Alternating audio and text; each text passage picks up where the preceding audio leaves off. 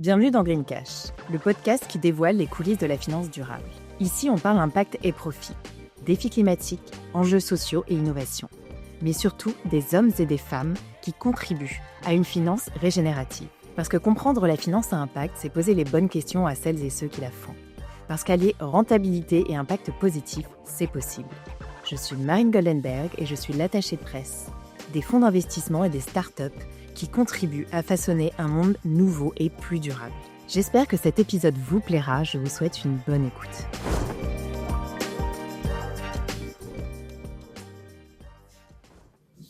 Aujourd'hui, j'ai le plaisir de recevoir sur Green Cash pour ce deuxième épisode de la saison 2 dédié aux femmes de l'investissement, Marion Choup, qui est partenaire chez Make Sense. Make Sense, chez qui tu t'es engagée, Marion, depuis 2012. Avant de les rejoindre donc 10 ans plus tard en tant que partenaire. Marion, je suis absolument ravie de t'accueillir aujourd'hui sur cet épisode de Green Cash où tu vas nous parler de Make Sense, mais pas que, également d'économie circulaire. Écoute Marion, bienvenue. Merci beaucoup pour l'invitation. Alors Marion, avant de démarrer cet épisode, moi j'aime bien accueillir mes invités avec une petite surprise qui est un témoignage. Moi, je recueille des témoignages d'un collaborateur. Donc, voici pour te souhaiter la bienvenue. Salut Marine, merci beaucoup de me donner l'opportunité de parler un petit peu de Marion, qui est une femme exceptionnelle que j'aime énormément et que j'admire encore plus. Et je trouve ça très chouette que tu puisses mettre son portrait en avant parce que c'est important de montrer qu'il y a des femmes qui font de l'investissement aujourd'hui dans notre milieu complètement à leur manière, en cassant complètement les codes de l'investissement classique et qui portent un soin tout particulier à la relation et à ce qu'elles souhaitent apporter aux entrepreneurs qui montent les boîtes dans lesquelles on investit. Marion, pour moi, ça a d'abord été une collègue et c'est très vite devenu une amie.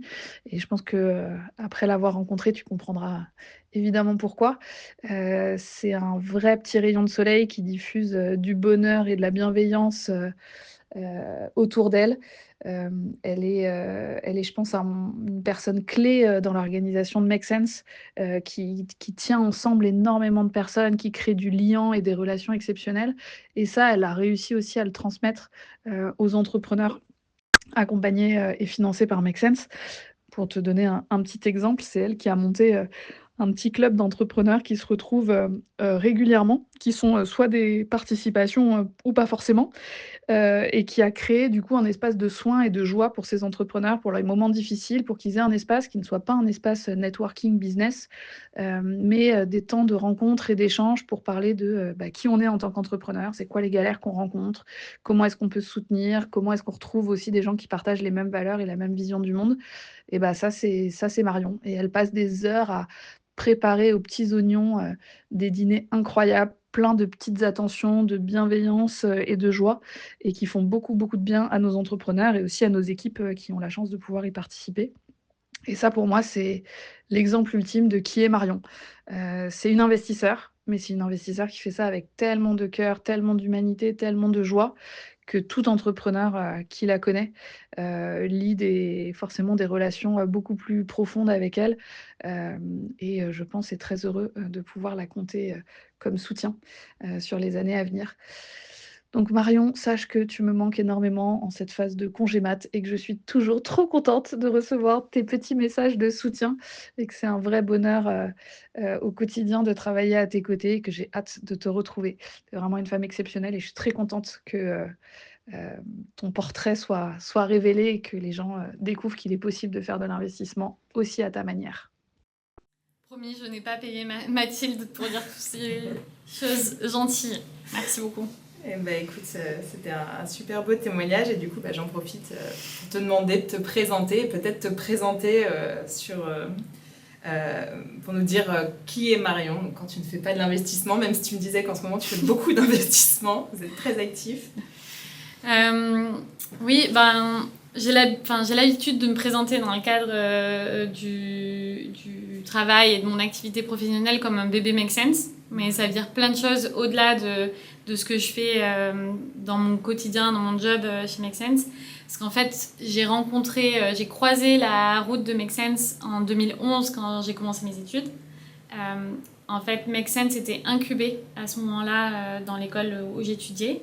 Donc j'ai eu la chance de rencontrer Christian et Leïla qui sont les cofondateurs, cofondatrices, et de découvrir l'entrepreneuriat social à travers le développement de cette communauté de citoyens, de citoyennes au début.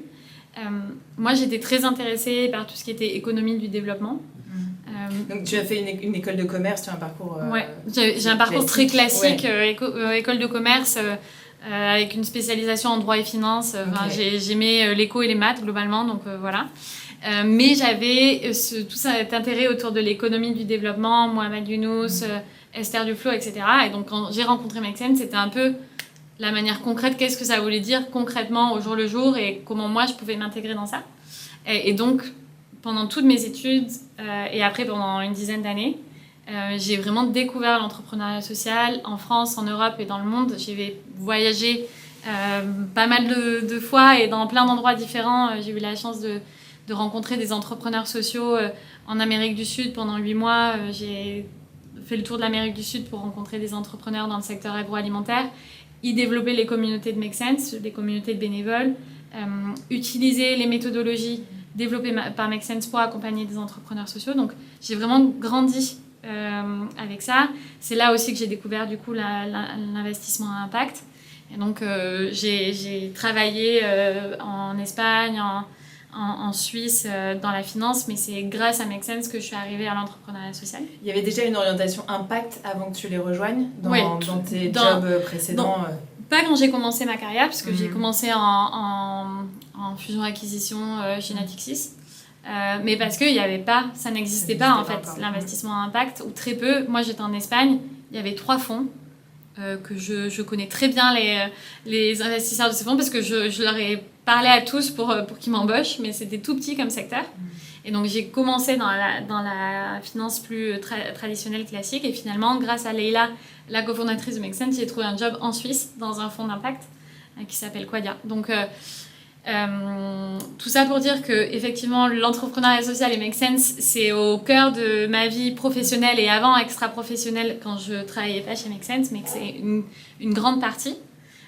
Et à côté de ça, je crois que j'essaie aussi de m'engager sur ces sujets de transition environnementale et sociale sur lesquels on travaille chez Make Sense dans ma vie à côté. Je suis assez impliquée dans une association qui veut rendre le yoga et le sport accessibles à tous et à toutes, qui s'appelle Nour. Donc je suis prof de yoga moi-même, donc je donne des cours de yoga à prix libre pour tout le monde. On travaille avec des publics spécifiques, donc on adapte notre pratique.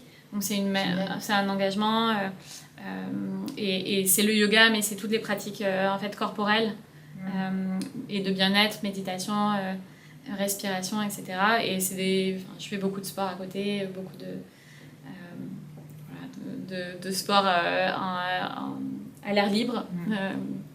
Voilà ce que je fais. Ok, génial. Et alors, est-ce que maintenant tu peux nous présenter un petit peu, alors peut-être déjà avant de nous dire ce que tu fais spécifiquement chez Make Sense, rappeler ce qu'est Make Sense, parce que je pense que tout le monde a entendu parler, si on s'intéresse un minimum à l'ESS et à l'impact de Make Sense, mais c'est un petit peu un ovni dans l'espace. Ouais. Finalement, Make Sense est né d'une initiative citoyenne avant d'évoluer vers l'investissement. Donc est-ce que tu peux nous retracer un petit peu ? Et c'est important de comprendre bien tout cet écosystème, parce que l'activité d'investissement, c'est une des activités, un des outils qu'on utilise chez Make Sense pour accélérer les transitions sociales et environnementales, qui n'est pas du tout plus importante que les autres. Donc Make Sense, ça a été créé en 2010-2011 à l'initiative de jeunes adultes français qui ont fait leurs études en France, mais qui ont eu la chance de voyager un peu partout dans le monde et qui avaient rencontré des entrepreneurs sociaux. Donc c'était un peu le début du social entrepreneurship de Mohamed Younous, toute cette mouvance de microfinance. Et en même temps, c'était aussi les débuts en Europe de Facebook et des réseaux sociaux. Et donc, ils ont utilisé ces réseaux sociaux pour mettre en contact des citoyens, des citoyennes qui voulaient s'impliquer dans les transitions environnementales et sociales, et des entrepreneurs sociaux qui développaient des innovations sociales et environnementales pour le faire. Et c'était comment, en fait, on mobilise tous ceux et toutes celles qui ont envie d'aider avec leurs différentes casquettes. Et donc, Make Sense, c'est toujours ça. On a 2 grands pôles d'activité. Le premier, c'est autour de l'engagement citoyen, toujours. Donc, on accompagne à la fois à la compréhension des enjeux complexes dans le monde complexe dans lequel on vit. Donc, on a un média, on fait beaucoup d'événementiels pour sensibiliser et décortiquer les enjeux. Et puis après, on accompagne au passage à l'action. Donc, on a des programmes d'engagement citoyen qui sont conçus et animés spécifiquement pour des publics. On a aussi une plateforme Jobs that Make Sense pour trouver un emploi dans une boîte à impact ou dans une association. Donc ça, c'est le passage à l'action des citoyens, des citoyennes. Et puis, à côté, on essaye d'aligner les étoiles aussi avec l'engagement des acteurs économiques qu'on accompagne pour être proactif en fait, dans ces transitions sociales et environnementales. Donc, à la fois, on accompagne l'existant, donc ça peut être des PME, des ETI ou des organisations publiques, dans leur transformation interne pour être en capacité de l'idée et de guider, d'accélérer ces transitions. Mais on accompagne et on finance aussi l'innovation sociale et environnementale. Donc ça fait maintenant 13 ans qu'on a des programmes d'incubation et d'accélération. On accompagne entre 30 et 50 projets entrepreneuriaux par an à différents stades de maturité. Et puis en 2019, on a rajouté cette brique d'investissement dans tout ce système de support aux entrepreneurs et entrepreneuses à impact. Donc on a levé notre premier fonds en 2019 et là on est en train de clôturer le 4e fonds. Donc on a à peu près 120 millions d'euros sous gestion. On a un peu plus de 35 entreprises en portefeuille avec toujours cette idée d'investir et d'accompagner des entreprises ou des organisations qui contribuent à répondre aux besoins fondamentaux de chacun et de chacune. Donc ça va de se nourrir durablement, se loger, se déplacer, etc., tout en respectant les limites planétaires. Ok, et donc c'est plutôt des entreprises françaises et européennes. Et européennes. Ouais, on investit dans les pays limitrophes, on a des investissements en Belgique, en Espagne par exemple. Ok, génial. Et donc ça, vous le faites en partenariat, notamment vous avez le fonds Racine Carrée. Ouais. Et comment s'articule la dynamique entre les 2 équipes d'investissement, Make Sense et Serena. Ouais. En fait, donc déjà, le partenariat et la coopération, c'est au cœur de tout ce qu'on fait chez Make Sense. On adore travailler en coopération. Et c'est vraiment dans cette dynamique-là que s'inscrit le partenariat qu'on a avec Serena Capital, qui est une société de gestion et un fonds VC reconnu en France depuis presque 20 ans, qui a une vraie expertise d'accompagnement et de financement. Et en fait, en 2022, on a décidé de créer avec eux un nouveau fonds à part entière, qui est un fonds de 86 millions d'euros, qui est sidé par la MGEN. Et déjà, pourquoi ça a marché avec Serena, c'est que des 2 côtés, il y a un vrai esprit entrepreneurial et l'envie de faire grandir cet écosystème entrepreneurial et de mettre à disposition tous nos écosystèmes pour continuer à créer un écosystème qui soit fort. Donc c'est pour ça que ça a marché avec Serena. Et après, ce qu'on a fait, c'est qu'on a créé une équipe à part entière. Donc effectivement, il y a... J'allais vous demander, ouais. Effectivement, il y a 2 personnes de l'équipe d'investissement de Make Sense, Léa et Margot, et 2 personnes de l'équipe d'investissement de Serena, Eric et Alix, qui composent cette équipe de Racine Carrée, donc qui travaillent ensemble. C'est comme une petite joint venture, c'est une équipe qui travaille à part entière, qui travaille ensemble pour déployer le fonds Racine Carrée dans des entreprises de seed à série A. Le comité d'investissement est aussi mixte, c'est-à-dire qu'il y a des personnes comme moi côté Make Sense et côté Serena comme Marc Fournier, un des cofondateurs. Et comme on investit, que ce soit Serena ou Make Sense, on investit toujours en accompagnant opérationnellement. On a une operating team qui est composée de operating partners de Serena qui sont des repeat entrepreneurs, des gens qui ont scalé des boîtes et un operating partner de Make Sense. Et du coup, ce qui fait que cette équipe-là, elle gère combien d'entreprises dans le portefeuille? Aujourd'hui, il y a plus d'une quinzaine d'investissements. Ok. Ouais. Et donc, il y a 15 investissements dans Racine Carrée. Avec notre premier fonds, on a investi dans 21 entreprises. Et notre troisième fonds, on a investi dans 3 entreprises françaises. Ok. Et alors, est-ce que tu veux nous parler du dernier fonds qui a été créé là, maintenant, qui est en train d'être créé? En fait, c'est la deuxième génération de notre fonds de précide, de notre fonds historique. Ok. Donc le premier s'appelait Make Sense Seed One, le deuxième s'appellera en toute originalité Make Sense Seed Two. Ok. Et donc l'idée, c'est de continuer à financer des boîtes en pré-seed seed. Nous, on constate que le funding gap, le manque de financement au niveau du pré-amorçage, des débuts, des premières étapes, il est encore existant. Il y a de plus en plus de fonds d'impact, mais ils sont de plus en plus gros. Et donc, on a de plus en plus de difficultés à faire des petits tickets qui correspondent aux besoins des très jeunes entreprises. Et nous, c'est notre spécialité, c'est notre expertise, c'est ce qu'on sait faire. En fait, on sait accompagner, financer, structurer des boîtes au premier stade de développement. Donc, petit ticket, ça va être quoi, 100 000, 200 000 On commence à partir de 200 000, on va dire. Ok. On arrive à faire des premiers tickets entre 200 000 et 500 000 et après, on peut réinvestir jusqu'à 2 millions. Okay.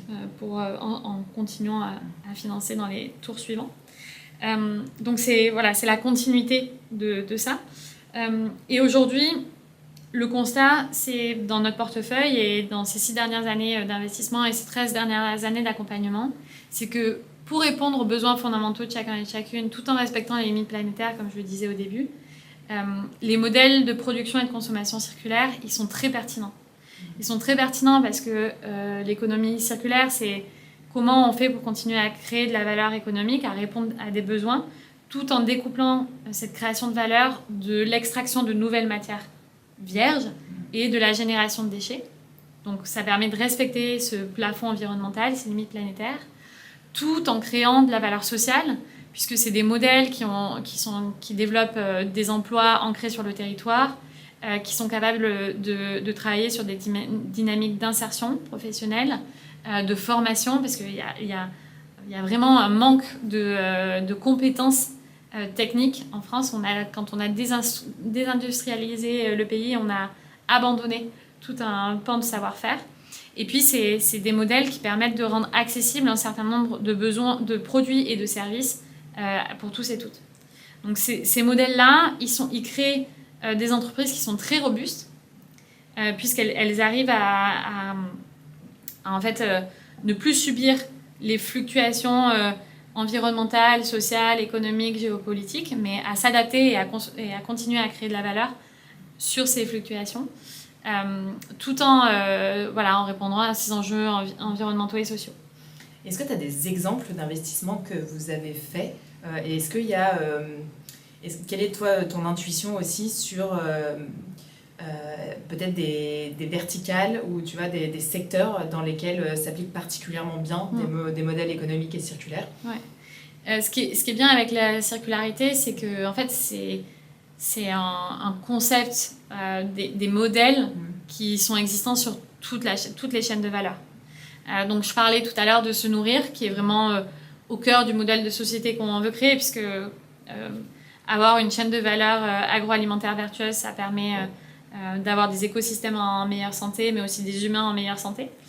Donc sur cette chaîne de valeur, par exemple, on a investi dans une entreprise qui s'appelle Drive to Nu, qui développe un réseau de supermarchés et de drive où tous les contenants sont réutilisables, en plus d'avoir un sourcing de grande qualité, local, de saison, bio. Mais le cœur du modèle, c'est justement d'avoir... donc tout est conditionné dans des contenants réutilisables, soit en verre, soit en tissu. Et c'est pas seulement de l'épicerie sèche, on y retrouve tous les produits alimentaires, y compris du fromage, de la viande conditionnée dans du verre. Donc ça aussi, c'est un peu une prouesse technique. Donc voilà, aujourd'hui, c'est une dizaine de points de vente, donc supermarché ou drive, à Toulouse, à Bordeaux, à Lille. Et en fait, c'est des points de vente qui sont aussi en périphérie urbaine et pas seulement dans des centres-villes, ce qui permet de toucher une autre population. C'est en face du typique Leclerc ou Carrefour dans la zone commerciale aux abords des grandes villes. Okay. Donc ça permet aussi de rendre accessibles ces solutions-là à tout le monde. Et donc, ils travaillent aussi avec des grandes enseignes, ou pour le moment, c'est en marque propre? Alors, ils ont... Donc, c'est pas en marque propre dans le sens où les produits sont marketés avec les producteurs, avec leurs producteurs. Mais par contre, c'est des enseignes Drive to Nu. Mais depuis cette année, ils sont aussi, pour rendre encore plus accessible, ils ont des points de vente en fait chez les grands retailers, les grands distributeurs comme Carrefour par exemple. Donc il y a des corners Drive to Nu dans Carrefour avec des contenants réutilisables, ce qui permet à la fois de rendre plus accessible, mais aussi de faire connaître le concept et de faire que les consommateurs, consommatrices ensuite aillent chez le Drive to Nu faire toutes leurs courses. Et alors, moi, du coup, il y a 2 questions qui me viennent à l'esprit. La première, c'est quels sont vous, en tant qu'investisseur, parce que du coup, vous avez quand même des attentes de rentabilité, quelles sont, entre guillemets, vos exigences de rentabilité, de profit sur ce type d'entreprise? Et est-ce que toi, il y a des dossiers que tu as vu passer où tu dis ça aurait été génial d'investir, et qu'est-ce qui bloque encore pour pouvoir financer certaines entreprises de l'économie circulaire? Alors nous, le rendement qu'on vise, c'est un rendement sur notre portefeuille d'environ 10% annuel, dans un TRI autour de 10%, qui nous semble à la fois suffisant pour rémunérer correctement nos investisseurs, nos LP. On rémunère le risque qui est pris, donc il nous paraît cohérent, tout en ne mettant pas trop de pression sur les entreprises dans lesquelles on investit. On ne va pas chercher des rendements de 15% ou 20% qui ne nous semblent pas tout à fait alignés à la création de valeur environnementale et sociale qu'on cherche. Après, nous, on investit en pré-amorçage, donc au tout début. On a des fonds de 10 ans, plus ou moins. On a un fonds Evergreen, mais on a des fonds de 10 ans. Donc, il y a un vrai enjeu de créer de la valeur, d'accompagner dans le temps. Nous, notre horizon de sortie, il est plus autour de 8 ans que 5-6 ans d'une boîte typique VC Tech.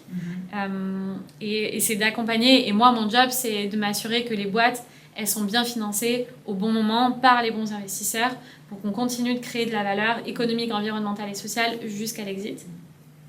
Donc ça, pour répondre un peu à ta question. Et en fait, nous, on travaille à la fois sur la performance du fonds, mais aussi sur le côté risque, dans le sens où on réduit le risque par une conviction profonde qu'on est en train de démontrer, c'est qu'à ce stade d'investissement, on ne peut pas investir sans accompagner. Et c'est pour ça qu'on a une operating team, une équipe qui est dédiée à l'accompagnement opérationnel de toutes les équipes d'entrepreneurs et d'entrepreneuses qu'on accompagne. Et en fait, en les accompagnant, en étant leur sparring partner, en les aidant à bien structurer la gouvernance, leur organisation, leur équipe, leur go-to-market, on réduit le risque de liquidation. Et c'est ce qu'on est en train de commencer à démontrer sur notre premier portefeuille, où on a 21 entreprises en portefeuille, on a investi en précide, on n'a eu que 3 liquidations. C'est moins de 1% des fonds investis sur lesquels on a fait un write-off. Donc, on travaille à la fois sur réduire le risque tout en ayant une performance qui nous semble correcte autour de 10% de TRI. Et pour répondre à ta deuxième question sur qu'est-ce qui bloque encore sur le financement de l'économie circulaire, il y a des enjeux de CAPEX. En fait, de manière générale, quand on parle d'impact, selon moi, on ne peut pas se limiter à investir dans du software. C'est pas ni aujourd'hui ni demain qu'on va manger du software ou s'habiller de software. Donc, il faut investir dans la production. Donc, ça veut dire investir dans des modèles industriels qui probablement ont des besoins de CAPEX, même si on peut travailler sur des modèles qui sont moins intensifs en investissement matériel. Mais le financement de modèles industriels et de CAPEX, en fait, c'est long pour créer de la valeur économique. C'est des modèles qui sont peu connus et donc qui font plus peur à des investisseurs VC classiques parce que ce n'est pas des modèles que le VC a beaucoup financés. Donc en fait, nous, le principal problème, c'est qu'on manque de co-investisseurs. Okay. Et on a un petit fonds, on aime co-investir parce que plus on est autour de la table à ces premières étapes, plus d'expérience. Voilà, plus on apporte de l'expérience, de l'expertise et de la valeur ajoutée. Et on a des difficultés à trouver assez de co-investisseurs pour avoir des tours de table qui soient cohérents, complets, etc. Donc c'est souvent le challenge de faire en sorte de montrer les opportunités aux autres investisseurs tout en étant très lucide sur les challenges spécifiques à l'économie circulaire. Est-ce que tu as des noms de fonds que tu peux citer avec qui tu as co-investi sur le premier dossier ? Ouais, et peut-être pour expliquer aussi cette difficulté, c'est que dans beaucoup de modèles circulaires, on passe donc de l'innovation qu'on doit financer avec des modèles plutôt VC à des modèles qui vont sur de l'infrastructure, de l'industrie, et donc qui vont être financés ensuite par des fonds plutôt d'infra ou de PI. Et donc il faut réussir en termes de jalons à les poser dans le développement, en termes de rendement financier, à passer d'un modèle VC à un modèle infra. Ce qui n'est pas facile en fait dans le développement. Et pour répondre à ta question sur les fonds avec qui on a co-investi, on a co-investi avec d'autres fonds VC qui sont capables et qui arrivent à prendre des risques plus industriels comme Asterion. Et Asterion a fait d'autres très beaux investissements, pas co-investissement avec nous, mais dans des modèles comme Onima ou Fundguide qui travaillent sur de l'upcycling.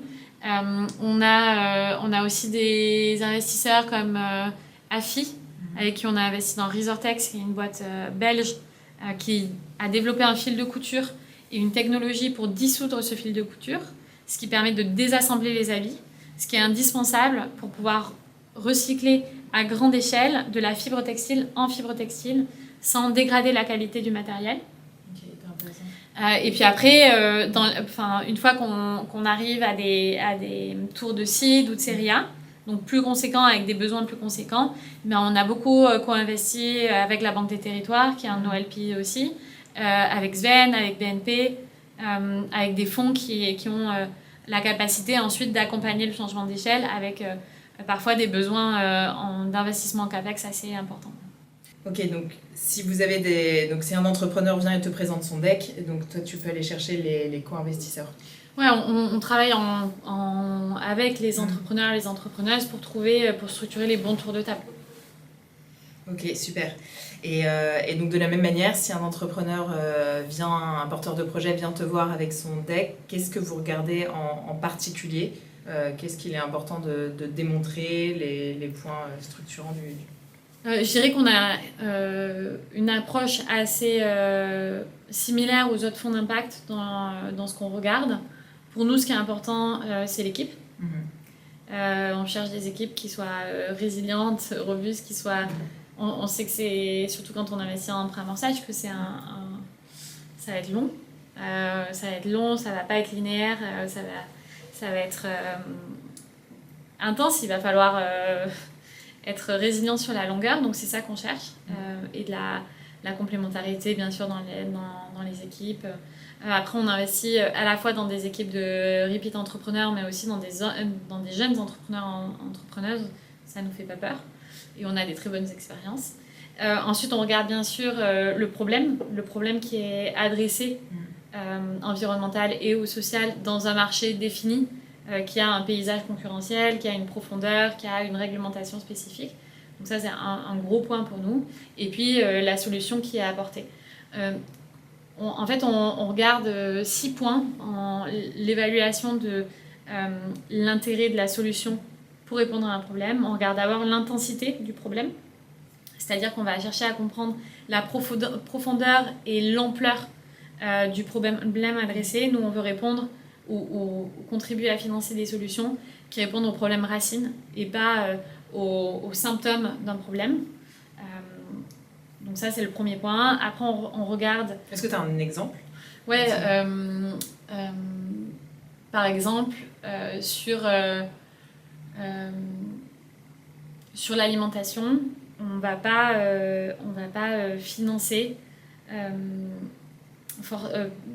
des snacks qui sont mieux-disants en termes de sucre, par exemple. On va plutôt aller travailler sur quelles sources de sucre on peut on peut utiliser dans l'agroalimentaire, comment on peut améliorer les recettes pour diminuer drastiquement la manière dont on mange, comment on fait pour éduquer en fait les consommateurs, consommatrices, en particulier les enfants, sur le bien manger, etc. Donc on va aller vraiment sur le problème racine. Le deuxième point qu'on regarde, c'est l'additionnalité de la solution par rapport à un marché existant. Donc on met en valeur la solution par rapport à ce qui existe. Et donc là, l'idée, c'est pas de juste être une autre alternative, mais vraiment d'apporter de la valeur ajoutée pour répondre à un problème d'une manière souvent différente. Ensuite, on regarde la pertinence de la solution. Donc là, on va aller chercher la preuve du lien de causalité entre la solution et l'impact créé. Ça va être une preuve scientifique. Donc là, on regarde les brevets, etc. Mais aussi une preuve terrain, un retour des bénéficiaires. On va regarder toujours l'accessibilité de la solution. On ne veut pas financer des solutions qui sont accessibles qu'à un petit nombre.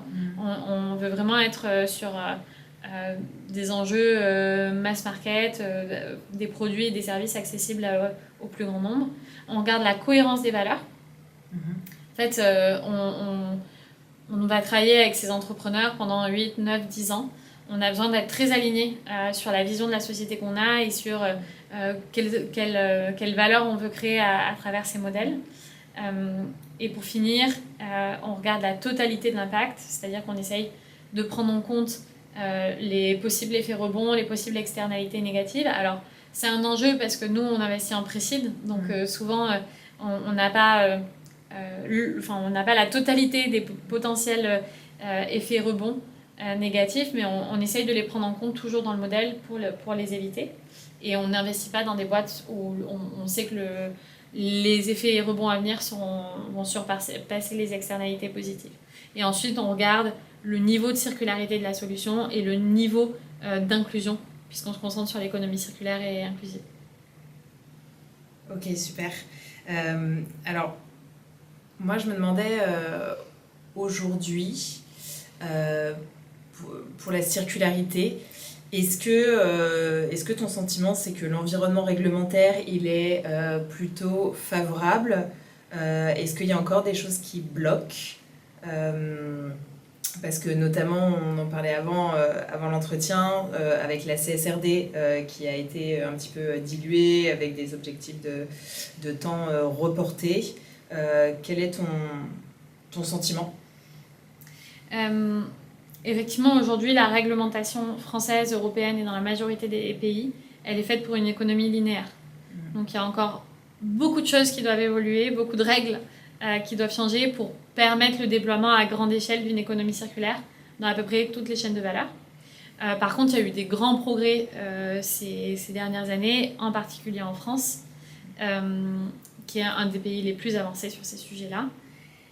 Il y a la loi AGEC, pour en mentionner une qu'on connaît bien, notamment sur la partie déchets, réduction des déchets, que ce soit dans l'agroalimentaire, mais aussi dans le textile, etc. Cependant, c'est très long. Pour transformer des chaînes de valeur de linéaire à circulaire, ça va prendre des décennies. Oui, parce que du coup, je fais une parenthèse, mais quand tu évoquais, par exemple, tout à l'heure, le cas de Drive to Nu, c'est un peu plus simple parce qu'en fait, du coup, c'est créé de toutes pièces. On n'est pas dans la modification en fait, de chaînes de valeur. Ouais. Mais quand on commence à adresser justement des vieilles industries... En fait, il y a quand même aujourd'hui des lois, par exemple, sur... on ne peut pas réutiliser et nettoyer de la même façon une bouteille et un bocal. C'est des réglementations qui, dans la vie de tous les jours, ne nous gênent pas, mais en fait, qui ne permettent pas de tout faire. Par exemple, pour donner un autre exemple, dans le médical, il y a 50 ans, la grande majorité des outils médicaux étaient réutilisables. Il y a 50 ans, il y avait on a décidé de passer au tout jetable. À la fois pour des enjeux d'hygiène, de stérilisation, puisqu'on n'avait pas encore un niveau de stérilisation qui était suffisant pour garantir la sécurité dans tous les cas, tu vois, d'opération, etc. Mais aussi parce qu'il y a l'utilisation du pétrole et du plastique qui s'est développée et les lobbies derrière. Et donc on est passé au tout jetable. Or, aujourd'hui, on a développé des nouvelles technologies qui permettent d'avoir un niveau de stérilisation et d'hygiène très élevé, équivalent aux produits jetables avec du réutilisable. Or, les réglementations aujourd'hui empêchent de réutiliser certains accessoires médicaux. Il faudrait rechanger la réglementation pour faire quelque chose qui était commun et majoritaire il y a 50 ans. Donc ça, c'est des exemples. Donc il y a encore beaucoup de travail à faire. Donc nous, ce qu'on fait à notre échelle, parce que c'est souvent clé dans le développement à grande échelle des projets dans lesquels on investit, c'est qu'on essaye de donner les outils aux entrepreneurs et entrepreneuses pour s'organiser, pour créer des coalitions avec d'autres acteurs innovants, avec aussi des acteurs majeurs dans leur chaîne de valeur, avec des acteurs publics, pour faire évoluer les chaînes de valeur. On a récemment publié avec le mouvement Impact France un guide qui s'appelle Entreprendre et convaincre, pour donner ces outils aux entrepreneurs. Nous, en tant qu'investisseurs, moi, en tant que board member et investisseur, c'est aussi mon rôle de remettre ce sujet du plaidoyer des coalitions au cœur des décisions stratégiques qu'on prend.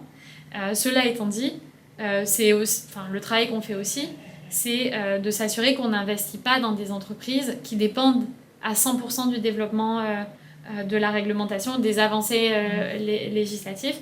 Encore une fois, ça peut prendre des années, ça prend un grand nombre d'avancées, puis de reculer avant de changer complètement les règles du jeu. Hyper intéressant. Et donc, toi, tu as le sentiment qu'au niveau des grands corporates, maintenant, ces grandes entreprises commencent à comprendre les enjeux stratégiques de mettre des modèles de circularité en place. Parce que c'est vrai que quand on pense à économie circulaire, j'ai l'impression que jusqu'à récemment, c'était beaucoup l'aspect écologique en fait, qu'on retenait, mais que maintenant, on commence à comprendre qu'il y a aussi un vrai enjeu économique. Ouais, absolument. Et je pense que ces 10-12 dernières années, on a commencé à beaucoup parler d'économie circulaire. Il y a aussi des organisations comme la Fondation Ellen MacArthur au niveau mondial ou Circulaire au niveau français, qui a beaucoup aidé à comprendre, à déchiffrer ce que c'était l'économie circulaire et à faire que les corporates puissent tester des modèles pour qu'ils voient à la fois l'opportunité environnementale et sociale, mais aussi économique. Comme je disais, l'enjeu, en fait, c'est de pouvoir continuer à créer de la valeur économique à long terme, tout en étant le moins dépendant des fluctuations économiques, géopolitiques, environnementales et sociales, qui sont de plus en plus nombreuses, qui sont de plus en plus fortes et qui sont de plus en plus imprévisibles. Et en fait, quand on découple la création de valeur de l'extraction de matières premières, en fait, c'est ça qu'on fait, c'est qu'on rend plus robuste le modèle. On continue aujourd'hui, par exemple, sur certaines ressources, que ce soit le plastique ou toutes les ressources liées au pétrole, il y a des tensions qui se répercutent sur le prix de ces matières et donc l'accessibilité de ces matières. De réintégrer du recyclé, par exemple, dans ces produits, ça permet d'assurer une plus large palette pour le sourcing. Donc il y a de la création de valeur économique à long terme que les corporates doivent aussi savoir valoriser dans leur modèle financier, ce qui n'est pas simple et qui est aussi un changement d'état d'esprit, en fait, de travailler sur du plus long terme et du moins court terme, qui n'est pas forcément compatible avec les marchés financiers. Donc c'est des changements qui sont longs parce qu'ils sont complexes.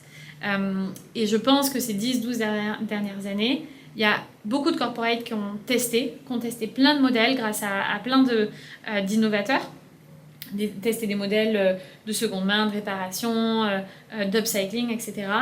Et qui maintenant ont mieux compris ce qu'ils étaient en capacité de faire et comment ils allaient pouvoir mettre en place ces nouveaux modèles d'affaires économiques. Donc ça prend du temps, hein, encore une fois, mais j'ai l'impression que la majorité d'entre eux ont compris les opportunités économiques et aussi ce que ça pouvait apporter en termes de gestion des risques. Et Est-ce que tu as des exemples peut-être au niveau de votre portfolio de ponts qui ont été créés avec des grands corporates? Je parlais de Resortex qui a développé ce fil de couture qui se dissout. En fait, pour que ça marche à grande échelle, il faut travailler avec l'ensemble des parties prenantes de la chaîne de valeur. Il faut travailler avec les marques qui vont acheter du fil. Il faut travailler avec les faiseurs qui vont coudre, intégrer le fil dans les habits. Mais il faut travailler aussi avec les collecteurs et collecteurs trieurs d'habits à la fin de l'utilisation, à la fin de vie du produit, et avec les recycleurs. Et donc il y a besoin de travailler avec l'ensemble de ces acteurs qui sont des gros corporates, parfois des multinationales, de les mettre autour de la table et travailler main dans la main pour que ça soit possible.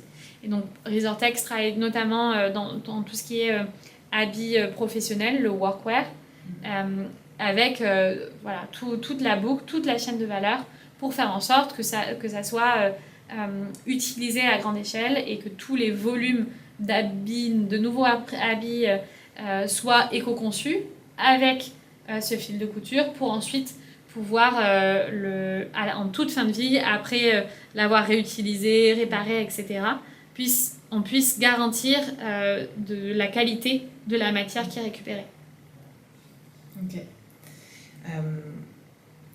Est-ce que toi, il y a des secteurs où où tu commences à voir des modèles de circularité qui sont particulièrement innovants Je pense qu'il y a un gros enjeu sur tout ce qui est matériaux critiques, mais aussi matériaux... on regarde en ce moment des sujets sur le caoutchouc, sur comment on fait pour régénérer le caoutchouc et reproduire des produits en caoutchouc de la même performance, sans extraire plus de pétrole ou utiliser plus de matières vierges pour du caoutchouc naturel. Il y a beaucoup de matériaux dans la construction, par exemple. Et donc, c'est un marché énorme sur lequel on pourrait faire beaucoup de choses. Aujourd'hui, ce qui bloque dans la construction, c'est beaucoup la réglementation. Donc, il y a encore plein de modèles à développer, sur lesquels innover, et beaucoup de valeur à aller chercher, en fait. Parce que le problème du modèle linéaire, c'est qu'il y a plein de pertes de valeur. Et en fait, tous ces puits de valeur inexplorée, c'est des puits de valeur qu'on peut créer. Hyper intéressant. Écoute Marion, on approche de la fin de notre entretien. C'était vraiment un sujet passionnant, la circularité. Alors moi j'ai l'habitude de terminer cet entretien par quelques questions. Déjà, est-ce que tu as une croyance qui va à l'encontre des croyances générales et qui serait controversée? Sur les sujets d'investissement. Ah, ça peut être sur tout. Non, sur les sujets d'investissement, nous, en fait, on est convaincus que pour financer une nouvelle économie, il faut pas seulement changer les sous-jacents dans lesquels on investit, donc pas seulement investir dans des boîtes à impact, il faut changer la manière d'investir et la manière de travailler dans les fonds d'investissement. Donc, par exemple, nous, le carried interest, donc la rémunération des fonds, traditionnellement, ce carried interest, cette rémunération, elle est partagée entre les investisseurs. Nous, elle est entièrement reversée au fonds de dotation de Make Sense pour financer les communs. Financer les communs, c'est financer le média, c'est financer les projets qui ont une très forte création de valeur environnementale et sociale, mais qui n'ont pas forcément de modèle économique viable tout seul. Et ça, ça veut dire que nous, en tant qu'investisseurs, investisseuses individuelles, on n'est pas incentivés par une rémunération, un bonus financier. Et donc, la croyance, c'est qu'on peut être motivé par autre chose que l'argent et que c'est pas forcément pour l'argent qu'on met tout ce qu'on a, tout le cœur qu'on a à financer, développer, accompagner ces projets. Et vous arrivez quand même à recruter.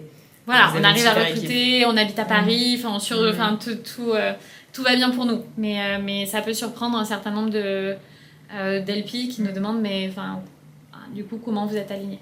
En fait, c'est pas ce qu'on cherche, c'est pas le rendement financier qu'on cherche au niveau individuel. Ok. Est-ce que tu as vécu un moment d'échec, de doute, d'erreur très fort que tu aurais envie de partager, ainsi que les enseignements que tu en as tirés? Alors, je fais de l'investissement en pré-amorçage, donc les échecs, j'en ai vu quand même beaucoup et accompagné beaucoup, qui peuvent paraître des échecs. Après, c'est pas forcément professionnel, ça va être personnel. On va rester sur le professionnel, mais qui peuvent paraître être des échecs financiers, parce que quand on investit 3 millions dans une boîte qui est liquidée, ben, c'est un échec financier pour l'investisseur, mais aussi pour les LP. Mais par contre, c'est souvent des belles histoires humaines. On a quand même, les entreprises, elles ont créé quand même de la valeur pendant leur vie, toute leur durée de vie. Elles ont parfois changé des réglementations, changé des écosystèmes. Je pense à Pool House, l'œuf qui ne tue pas la poule, qui a quand même amené le sexage innovo en France, qui a fait parler du sujet de la production d'œufs. Et même s'ils ont été liquidés, ils ont changé des choses. Je pense à une entreprise comme Opal qui m'a habillée pendant 8 ans. En fait, ils ont créé de la valeur, ils ont sensibilisé plein de consommateurs et consommatrices, même si ça, au bout de 8 ans, ça a fermé. Donc, c'est des échecs personnels aussi, parce que quand on met tout son cœur à accompagner et financer des boîtes, quand ça ne marche pas, on le prend aussi personnellement. Voilà, mais c'est pas grave. Comment vous accompagnez après Est-ce qu'il y a aussi un accompagnement finalement qui est prévu à la fin de la vie de l'entreprise? C'est un vrai sujet, ça. C'est un vrai sujet, comment on accompagne... Parce qu'il y a tellement de richesse et d'apprentissage. Ouais. Et c'est vrai que dans notre culture française, comparativement aux États-Unis, en fait, l'échec n'est pas encore valorisé. Mais c'est assez marrant parce que, en même temps, aux États-Unis, pour avoir investi dans des boîtes américaines et avoir été à des boards avec des investisseurs américains, en fait, quand une boîte fait faillite aux États-Unis, c'est pas rare de voir les investisseurs dire moi je démissionne du board, ciao. Et à laisser l'entrepreneur tout seul. Et gérer la fin de vie d'une boîte, c'est atroce. Enfin, l'administratif, le tribunal, les créanciers, c'est vraiment compliqué. Donc, à la fois, ils sont plus à l'aise avec l'échec et en même temps, ils sont pas très soutenants. Ouais. Et donc, pour moi, c'est un vrai enjeu et on n'est pas du tout professionnalisé, tu vois, sur ce sujet-là, mais en tout cas, on essaye d'être humaine et d'accompagner les entrepreneurs tout le long de la fin de vie du projet. On a réinvesti plusieurs fois dans des entrepreneurs dans lesquels on avait investi, dont la première boîte a été liquidée. On a investi dans la boîte d'après parce qu'en fait, on a confiance dans les entrepreneurs et on a envie de continuer à travailler avec eux. Mais c'est un vrai sujet. Hyper intéressant. Je pense que ça mériterait un épisode. Ouais. Mais de manière générale, sur la santé mentale, l'isolement des entrepreneurs et des entrepreneuses. Et Mathilde, dans la note, parlait du collectif qu'on a créé. On a créé ce collectif aussi pour prendre soin d'eux et elles. Leur offrir un espace où ils peuvent partager avec d'autres entrepreneurs et entrepreneuses qui sont dans la même posture et sortir un peu de cet isolement qu'on peut avoir quand on est entrepreneur ou entrepreneuse. Est-ce qu'il y a une personne qui t'a profondément inspiré ou marqué dans ton parcours? Alors, il y en a plein. Tu peux tous les citer. Il y en a plein. Je pense que les cofondateurs et cofondatrices de Make Sense m'ont beaucoup inspirée. Pendant 10-12 ans, j'ai dit quand je serai grande, je serai comme Léa Zaslaski, comme Leïla, comme Charlie. Donc, c'est vraiment des personnes qui m'ont inspirée et qui m'inspirent toujours et avec qui je me sens très chanceuse de travailler. Génial de pouvoir bosser avec les personnes qui nous inspirent. Donc ça, c'est un premier point. Après, il y a d'autres investisseuses dans le monde de l'impact, pas forcément en France, qui m'ont beaucoup inspirée. Je pense à Florentine Fokema de Shift Invest aux Pays-Bas, qui est dans l'impact depuis plus de 10 ans, qui a levé 4 fonds d'impact, qui fait partie des pionniers. Et puis après, je suis assez inspirée par des gens qui travaillent justement sur la réglementation, qui sont soit activistes, soit lobbyistes. J'ai mentionné tout à l'heure Joss Blériot de la Fondation Ellen MacArthur, qui travaille avec les gouvernements du monde entier pour justement faire évoluer ces réglementations de linéaire à circulaire. Ça fait plus de 10 ans qu'il fait ça. Franchement, c'est épuisant et je suis admirative de la résilience de ces gens et de cette capacité à quand même faire avancer les choses petit pas par petit pas, parce que c'est long. C'est quoi, toi, ton secret, justement, pour aussi cultiver cette résilience ? Faire du yoga. Ouais. Faire du yoga, je recommande. Faire du sport. Ouais. Non, et après, bien s'entourer, en fait. Moi, je me sens très chanceuse d'être dans un collectif comme le collectif de Make Sense, où, en fait, on travaille tous dans la même direction, pour la même chose, et on le fait dans la joie. Et heureusement, sinon je serais en dépression, c'est sûr. Oui, je pense que c'est vraiment très précieux de cultiver la joie sur ces sujets. Est-ce que tu as une actualité à nous partager ? Le closing de notre 4e fonds la semaine prochaine. Ok, bon, bah, super. Comment est-ce qu'on peut te contacter? Où est-ce qu'on peut te suivre? Sur LinkedIn, sur le site du fonds de Make Sense. Très ouverte à toutes les rencontres et à co-construire ensemble. Super. Bah écoute, un immense merci Marion. Merci. C'était génial de te recevoir. Le sujet la circularité était passionnant, j'ai appris plein de choses et j'espère que j'aurai le plaisir de te recevoir à nouveau, peut-être pour parler de l'échec. Avec grand plaisir. Merci. Merci Marion. Vous venez d'écouter Green Cash, le podcast où l'argent vient financer un avenir fertile. Si cet épisode vous a plu, s'il vous a inspiré, partagez-le, abonnez-vous et laissez-moi un avis 5 étoiles. Je sais que c'est pénible, mais c'est très précieux pour moi et mon travail. On se retrouve très vite pour un nouvel épisode. À bientôt sur Green Cash.